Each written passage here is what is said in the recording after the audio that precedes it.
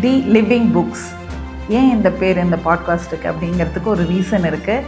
ஏன்னா ஒவ்வொரு ஹியூமன் பீயிங்கும் ஒரு புக்கு. என்னோடய ஃபாதர் வந்து ஒரு 11 புக்கு வந்து பப்ளிஷ் பண்ணார். அவரோட பேர் மிஸ்டர் உலகியான். ஸோ அவரை வந்து நான் இந்த மாதிரி ஒரு புக்காக அவர்கிட்ட இன்டர்வியூ பண்ணோம். பட் நான் ட்ராவல் பண்ணதில் நிறைய லேர்ன் பண்ணேன். நிறைய விஷயங்கள் ஒரு புத்தகமாக நான் கற்றுக்கிட்டேன். ஏன் அந்த மாதிரி ஒவ்வொருத்தர்கிட்டையும் அவங்களே ஒரு புத்தகம் தான், அவங்கக்கிட்ட நிறைய விஷயம் நம்ம லேர்ன் பண்ணலாம், கற்றுக்கலாங்கிறதுக்காக தான் இந்த பாட்காஸ்ட்டை ஸ்டார்ட் பண்ணுறோம். ஸோ ஒவ்வொருத்தரும் ஒரு ஹியூமனும் ஒரு புத்தகம். இன்றைக்கி முதல் புத்தகத்தை நம்ம ஓப்பன் பண்ணி படிக்க போகிறோம். அதனால தான் இந்த பாட்காஸ்ட்டை நீட் ஆஃப் த அவராக நான் நினைக்கிறேன். இந்த த லிவிங் புக்ஸுங்கிற இந்த பாட்காஸ்ட்டை வந்து I want to dedicate to my அப்பா.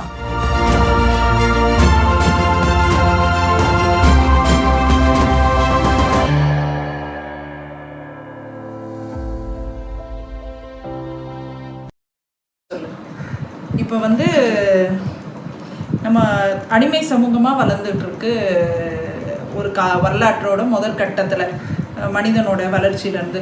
இப்போ இந்த அடிமை சமூகம் வளரும்போது கார்ல் மார்க்ஸ் வந்து அதை பற்றி என்ன சொல்கிறார் அந்த இடத்துல? இந்த இடத்துல பொதுவாக வரலாற்றை நாம் புரிந்து கொள்ளும் போது இயற்கை வரலாற்றுக்கும் மனித வரலாற்றுக்கும் உள்ள உறவை நாம் புரிந்து கொள்ள வேண்டும். அந்த உறவில் பரிணாம விதிகள் எப்படி செயல்படுகிறது என்பதை நாம் புரிந்து கொள்ள வேண்டும். இங்கே ஒரு விஷயம் என்ன கேட்குறாங்க இவங்கன்னா, முக்கியமான விஷயம் இந்த இடம். அடிமை சமுதாயம் ஏற்பட்டது என்பதே விவசாய புரட்சியும் விவசாய நிலங்களை உருவாக்குவதும் தொழிற்கூடங்கள் உருவாவதும் தான் இந்த சமூக அமைப்பினுடைய 2 சமூக அமைப்பினுடைய வர்க்க சமூக அமைப்பினுடைய அடிப்படை. இந்த சமூக அமைப்பு எப்படி உருவாகிறதுன்னா, மனிதர்கள் தன்னுடைய செயல்பாட்டின் மூலம் இயற்கை வரலாறுக்கு மறுவடிவம் கொடுத்து விடுகிறார். அதாவது பொதுவான கார்ல் மார்க்ஸ் இப்போ என்ன சொல்ல வர்றாரு, அடிமை சமூகம் வந்து வளர்ந்து வரும்போது இயற்கைக்கு மனிதன் ஒரு மறுவடிவம் கொடுத்துருக்காருன்னு சொல்லுவார். அப்போ ஒரு கட்டம் வந்து இப்போ ஒரு கட்டம் முதல் கட்டம் வந்து இப்போ தனி சொத்துடைமையிலேருந்து அடிமை சமூகம் வந்தாச்சு. அந்த அடிமை சமூகத்துக்கு வந்து மனிதன் வந்து ஒரு மறுவடிவம் கொடுத்துருக்காங்க, இயற்கைக்கு மறுவடிவம் கொடுத்துருக்காங்க. இப்போ இந்த இடத்துல தான் நீங்கள் வந்து வர்க்க போராட்டம் உருவாகுது அப்படின்றீங்க. வர்க்கம் அப்படின்னா என்ன அப்படின்னு எங்களுக்கு சொல்லுங்க.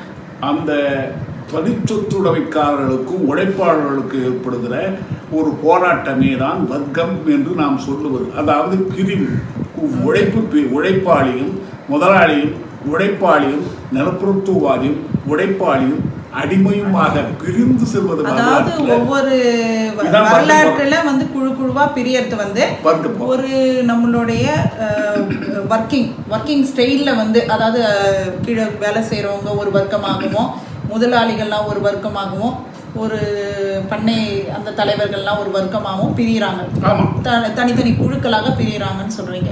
இப்போ அந்த மாதிரி ஒரு சமூக கட்ட வளர்ச்சிங்கிறது வந்து நிலப்பரத்துவ காலகட்ட வளர்ச்சி. அது அந்த காலகட்ட வளர்ச்சியில வந்து பண்ணை அடிமை உழைப்பு அப்படிங்கிற மாதிரி அந்த காலகட்டம் நம்மளுக்கு அடிமை சமூகத்துல இருந்து ஒரு காலகட்டம் நிலப்பரத்துவ காலகட்டம்னு ஒரு வளர்ச்சி வந்தது, அடுத்த கட்ட வளர்ச்சி வந்தது. ஸோ அது வந்து வளரும்போது நம்மளுக்கு வந்து அந்த வர்க்கம் வந்து உருவாச்சு. குழுவா ஒவ்வொரு வர்க்கமா வந்து பாட்டாளி வர்க்கம், அதாவது தொழிலாளிகள்லாம் ஒரு விவசாய வர்க்கமா இருந்தாங்க, பண்ணை தலைவர்கள்லாம் ஒரு வர்க்கமா இருந்தாங்க. இதுக்கு அடுத்த கட்ட வளர்ச்சி வரலாறு எப்படி கொண்டு போகுது? முக்கியமான இடம் இந்த இடத்தை கொஞ்சம் நீங்க கூர்ந்து கவனிக்கணும்.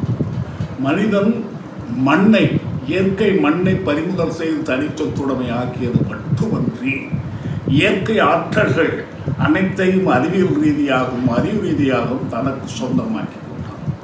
இப்படி இயற்கை ஆற்றல்களையும் அறிவியலையும் தனக்கு சொந்தமாக்கி கொண்டதன் மூலம் தொழிற்புரட்சியை முன்னேறினார். இந்த தொழிற்புரட்சியானது முதலாளித்துவ சமூக அமைப்பை உருவாக்கியது. இந்த முதலாளித்துவ சமூக அமைப்பு என்பது மூலதன உற்பத்தி முக்கியமாக கொண்டது, கூலி உழைப்பை முக்கியமாக கொண்டது. கூலி உழைப்பும் மூலதனமும் இணைந்துதான் முதலாளித்துவ உற்பத்தி முறைகளை சாரும். புரியுது. இப்போ நான் இதை ஒரு ரொம்ப எளிமையாக எங்களுக்கு புரிகிற மாதிரி நான் சொல்கிறேன், நான் கரெக்டாக சொல்கிறேன். நான் பாருங்க, நீங்கள் சொன்னது ஒரு இயற்கையாக ஒரு மண் இருந்தது, அந்த மண்ணை ஆக்கிரமிப்பு பண்ணாங்க, ஒரு தனி சொத்துடைமை உருவாச்சு, அதுக்கடுத்து ஒரு அடிமை சமூகம் வந்து உருவாச்சுன்னு சொன்னீங்க. அடிமை சமூகத்துக்கு அடுத்து வந்து ஒரு நிலப்பரத்துவ அவங்க மாதிரி நிலப்பரத்துவரெல்லாம் உருவாங்கினாங்க, குழுவாக பிரிஞ்சு விவசாயம் பண்ணி வளர்ந்தாங்க. அதுக்கு அடுத்து வந்து விவசாயத்து மூலமாக ஒவ்வொரு சமூகம் முழுமையான வளர்ச்சி அடைந்த அடுத்த கட்டத்துக்கு அதுதான் அந்த நிலப்பரத்துவ கால சமுதாயம் வந்து நல்ல வளர்ச்சி வரும்போது மனிதன் வந்து வெறும் இயற்கைக்கு மட்டும் மறுவடிவம் கொடுக்காம இயற்கையோட ஆற்றல் எல்லா விதங்கள்லையும் தொழில் மூலமா வளர்ச்சி தன்னை அதை ஆக்கிரமிக்க ஆரம்பிச்சாங்க. வெறும் மண்ணை தான் முதல்ல ஆக்கிரமிச்சாங்க. அதுக்கப்புறம் இயற்கையோட ஆற்றல்கள் எல்லாம் லைக் காற்று, வெப்பம், எதுனாலும் இயற்கையோட மின்சாரம், அதோட எல்லா விஷயங்களிலும் மின்னாற்றல் மூலமா வந்து ஆக்கிரமிப்பு எடுத்துக்கொண்டு ஒரு முதலாளித்துவ சமூக கட்டமா உருவாயிருக்குன்னு சொல்றீங்க. கரெக்டுங்களா? எளிமையா இது இது இந்த காலகட்ட வளர்ச்சி வரும்போது என்ன தாக்கங்கள் உலக வரலாற்றுல நடந்தது? உலக வரலாற்றில் இன்று நடக்கிற சமுதாய அமைப்பே இந்த முதலாளித்துவ சமூக அமைப்பு தான். இந்த முதலாளித்துவ சமூக அமைப்பினுடைய நோக்கமெல்லாம் உற்பத்தி என்பதே மூலதனத்தை நோக்கி நகர்வது. உற்பத்தி என்பதே மூலதனத்தை நோக்கி நகர்வது. இது உலகம் பூராவிலுமான பொது விதி. ஆனா நம்ம ஆரம்பிக்கும் போது மூலதனத்திற்காக உற்பத்தி உருவாக்கணும். நம்மளுக்கு பணம் வேணும், உற்பத்திக்காக மூலதனம் பயன்பட்டது ஆரம்பம். நமக்கு பணம் வேணும், அதுக்காக ஒரு உற்பத்தியை உருவாக்கணும். ஆனா இந்த பணமே முக்கியமாயிடுச்சு.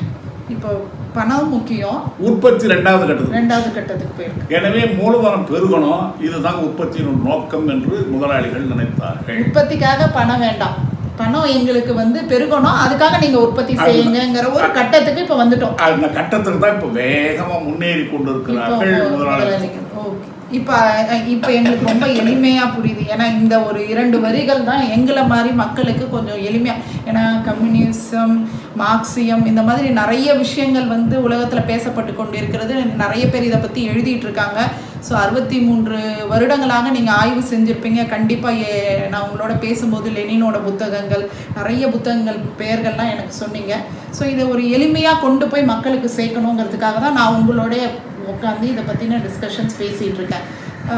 இதை ரொம்ப எளிமையாக புரிஞ்சுக்கணுன்னா, ஒரு காலகட்டத்தில் நம்ம வந்து உற்பத்தியை வந்து பணம் வேணும் நம்மளுக்கு, தட் இஸ் சாப்பாடை வேணும் அப்படிங்கிறதுக்காக உற்பத்தியை ஆரம்பித்தோம்.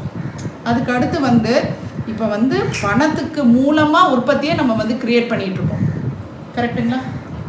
இப்போ இந்த காலகட்டம் இதுதான் முதலாளிகளை கொண்ட சமூகம். இப்போ எல்லாருக்கும் நிறைய பிரச்சனைகள், நிறைய போராட்டங்கள் நடந்துக்கிட்டு இருக்கு. ஒவ்வொரு பக்கம் ஒவ்வொரு புரட்சிகள் நடந்துக்கிட்டு இருக்கு.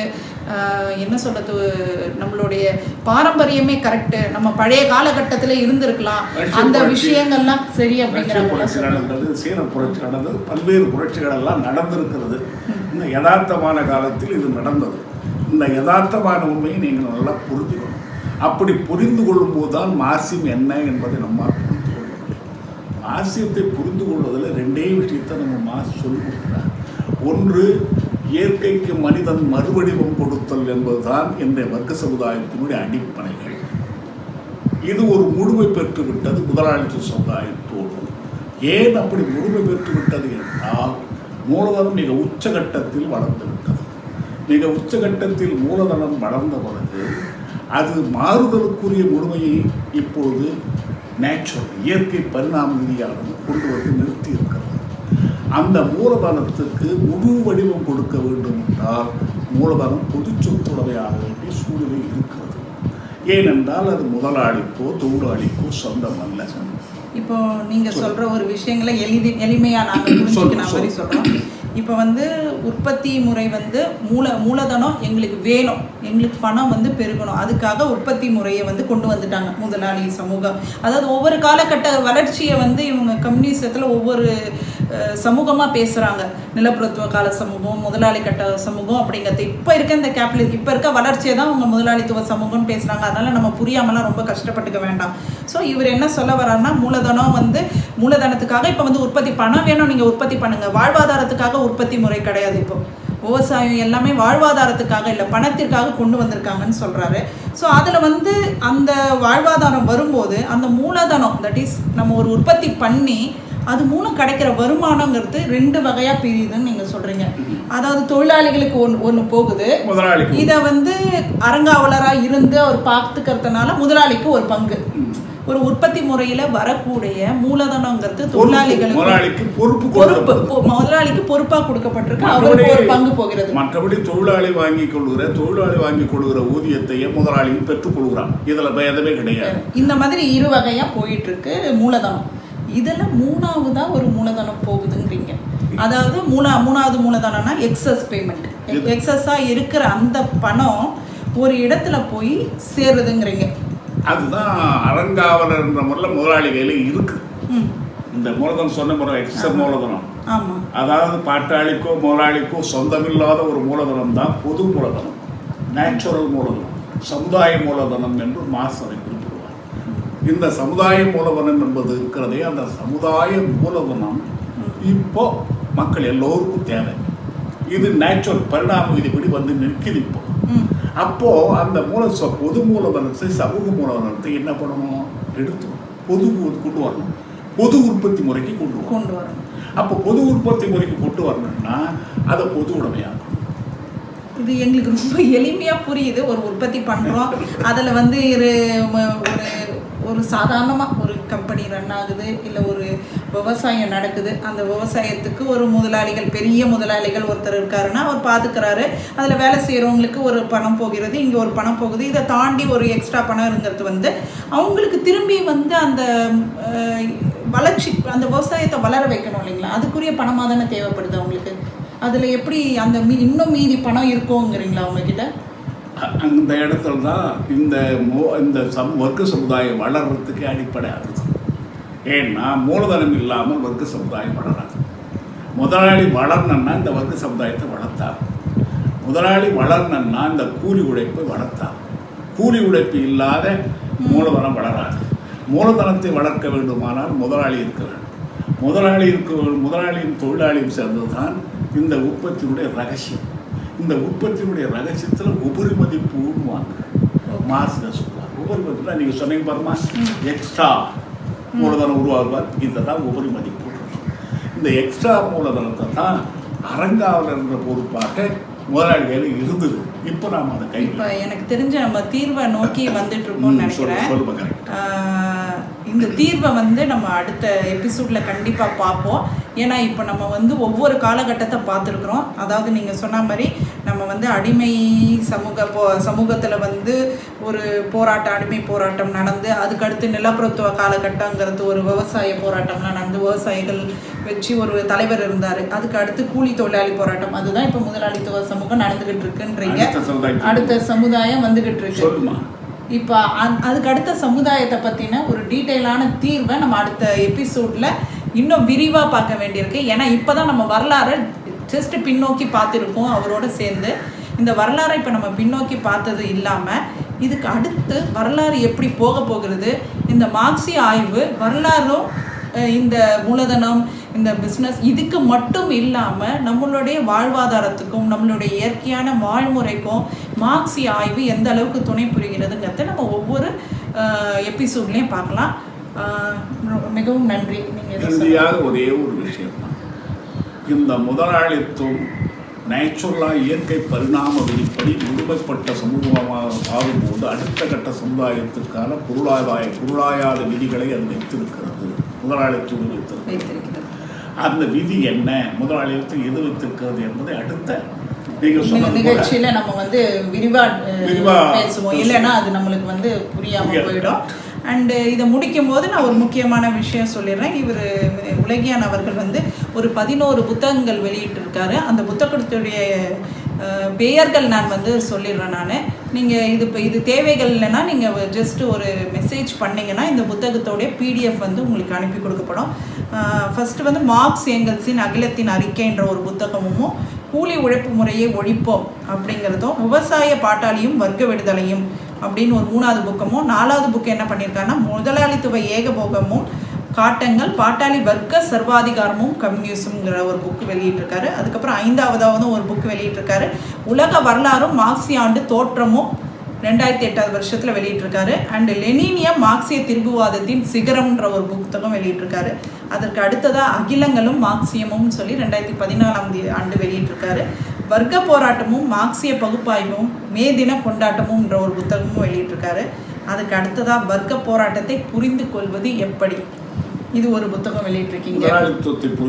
ஆமாம், பாட்டாளி வர்க்கத்தின் புரட்சிகர சர்வாதிகார அரசு வடிவத்தை புரிந்து கொள்வது எப்படின்னு ஒரு 2017 ஒரு புத்தகம் வெளியிட்டிருக்கீங்க.